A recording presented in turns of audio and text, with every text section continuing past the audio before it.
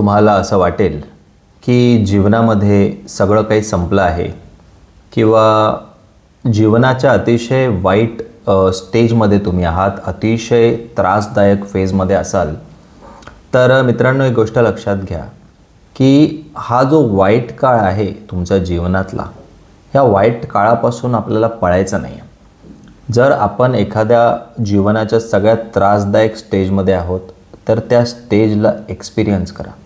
म्हणजे काय तर खूप जास्त तणाव आपल्याला आलेला असेल तर आपलं जीवन आहे आणि आपल्याला हा तणाव आणि ही जी सिच्युएशन आहे या सिच्युएशनमधून जायचंच आहे की नाही. सो ह्या अनुभवामध्ये जेव्हा खूप जास्त तणावदायक परिस्थिती असेल त्या सिच्युएशनमध्ये जर आपण संयम ठेवला आणि संयम याच्यासाठी ठेवला की ती जी वेळ आहे ती आपल्याला कसं पण करून काढायचीच आहे.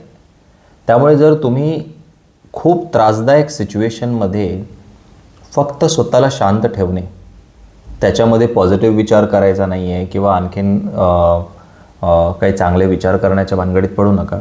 कारण मनाची स्थिती तशी नसते की आपण खूप जास्त सकारात्मक विचार करू. आपल्याला फक्त हे करायचं आहे की त्या वेळेमध्ये जे काही नकारात्मकता किंवा जो काही काळ आहे जीवनाचा डिफिकल्ट, ह्या टाईममधून स्वतःला जाऊ देणं आणि तो वेळ जाऊ देणं हे जास्त महत्त्वाचं आहे. त्यामुळे कधी ना कधी आपल्या जीवनामध्ये कधीतरी अशी वेळ येते ज्याच्यामध्ये खूप जास्त तणाव, खूप जास्त वाईट वेळ, खूप त्रासदायक सिच्युएशन आपल्या जीवनात येईल.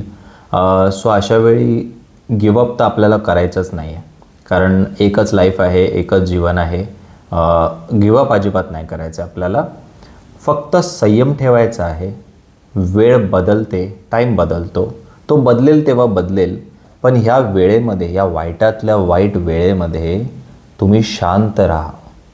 तुम्ही जितकं स्वतःला वर्तमानात ठेवाल, जितकं शांत ठेवाल, जितकं स्वतःला प्रेझेंटसोबत कनेक्टेड ठेवाल आणि तुम्ही त्या तणावाला, त्या वेदनेला पूर्णपणे एक्सपिरियन्स करा. त्याला विरोध करू नका, त्याला फाईट करू नका.